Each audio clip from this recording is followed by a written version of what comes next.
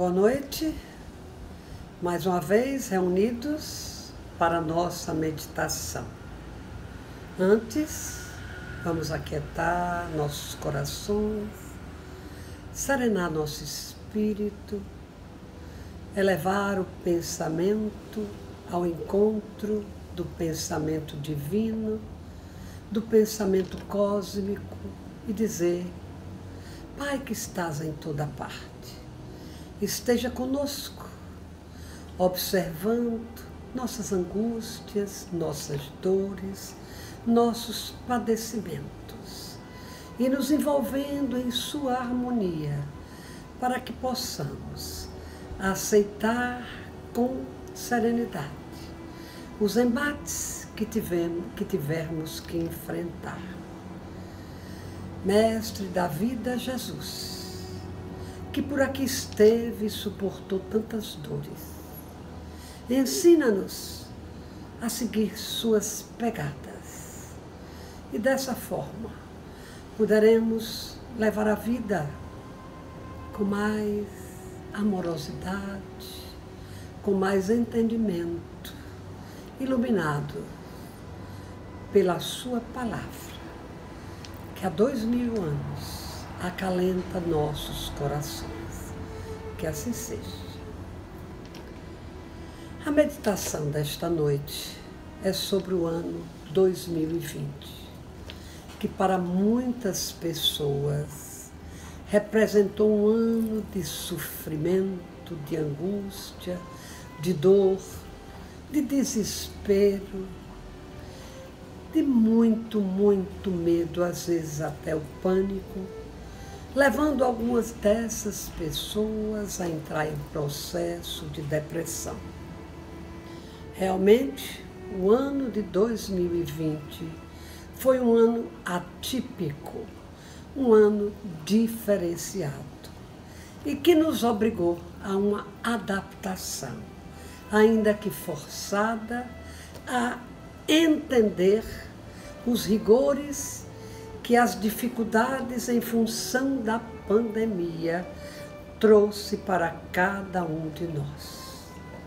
É fato e é sabido de que a humanidade progride e este é o propósito divino para nós, é a nossa evolução, a nossa caminhada em direção à espiritualidade, porque somos seres eternos e imortais.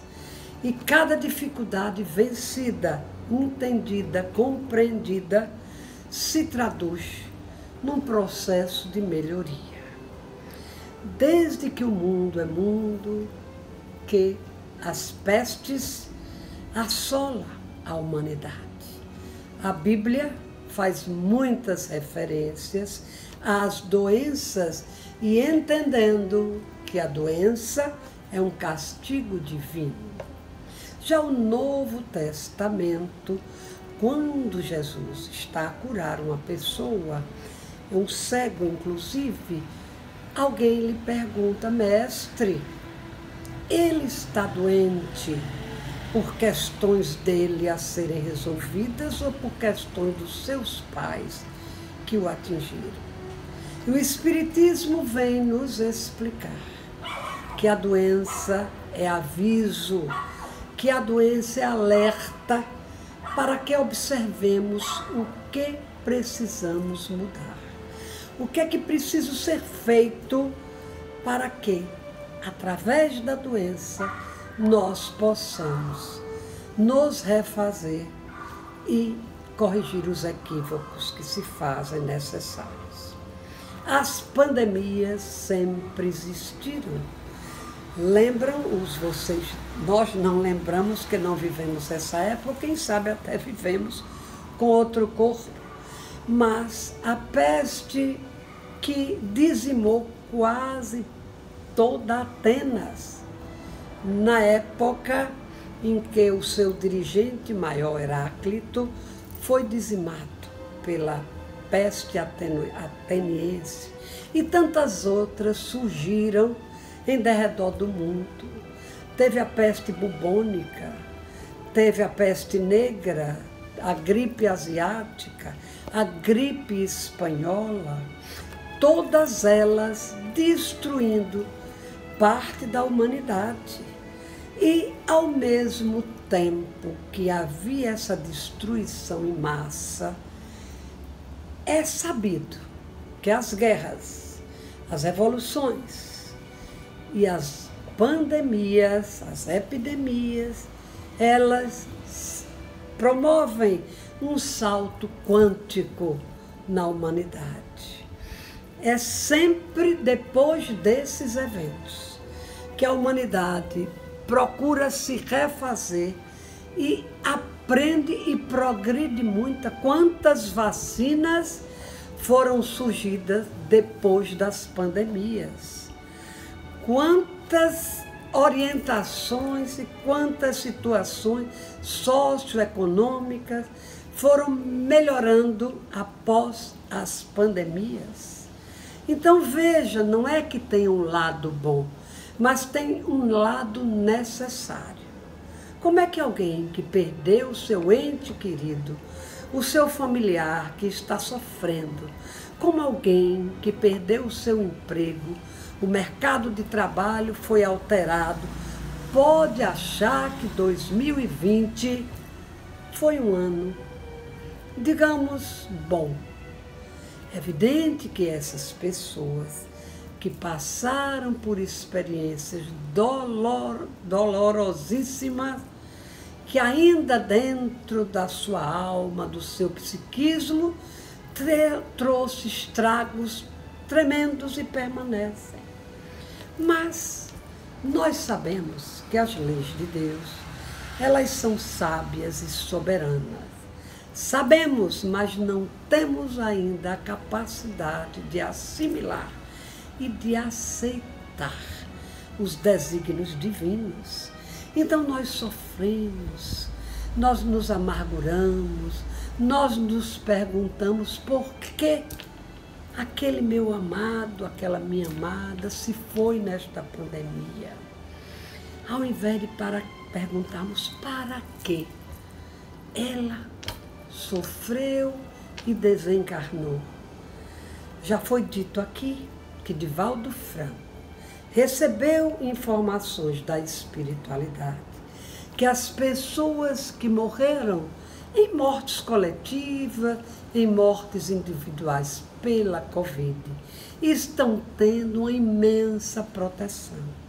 E muitas dessas pessoas desencarnam para voltarem neste planeta ou em outros, porque Jesus dizia: há muitas moradas na casa do meu Pai, para serem instrumentos de as pessoas aprenderem com elas, que vão levar ensinamentos para que possamos nos tornar pessoas melhores.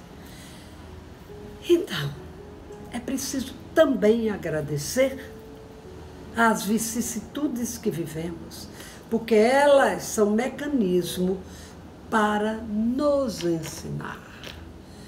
Quantas pessoas que viviam em atrito com seus familiares e convivendo diuturnamente com o marido, com a mulher, com os filhos, com os pais, aprenderam a respeitá-los um pouco mais, a usufruir deste convívio familiar, porque a família é uma célula-mãe necessária para o nosso ajuste, para a nossa evolução.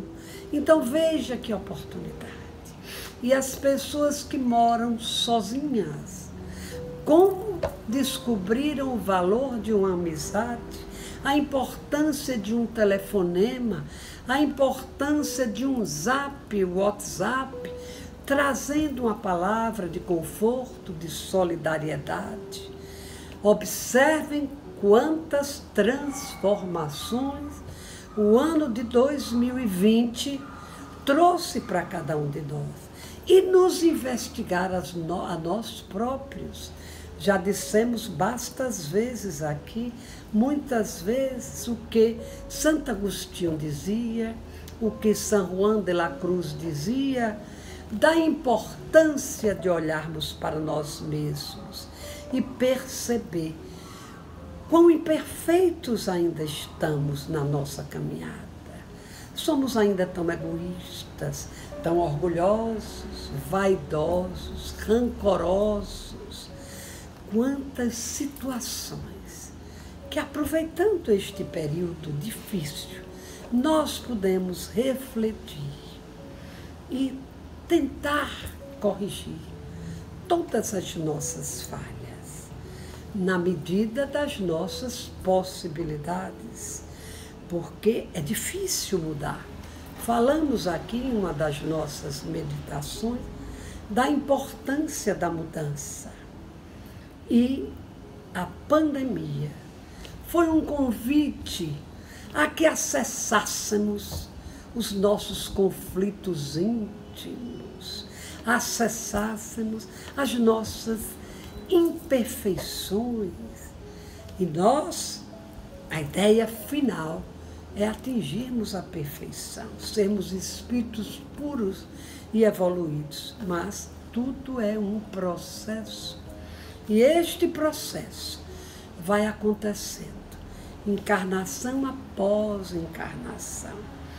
Portanto, ainda que 2020 tenha sido um ano, como disse, atípico e de muita dor, nós podemos, sim, não desejar, cabe, não existiu. Pessoas dizem, eu nem vou contar este ano, faz de conta que a minha idade é menos um ano de destruição, de miserabilidade. Muitas pessoas só conseguem enxergar este lado de 2020. Não conseguem entender, nem querer enxergar os benefícios que o ano também nos trouxe. Se estamos aqui para crescer, para evoluir, para aprender, e aprendemos, um dos grandes professores nossos é o sofrimento.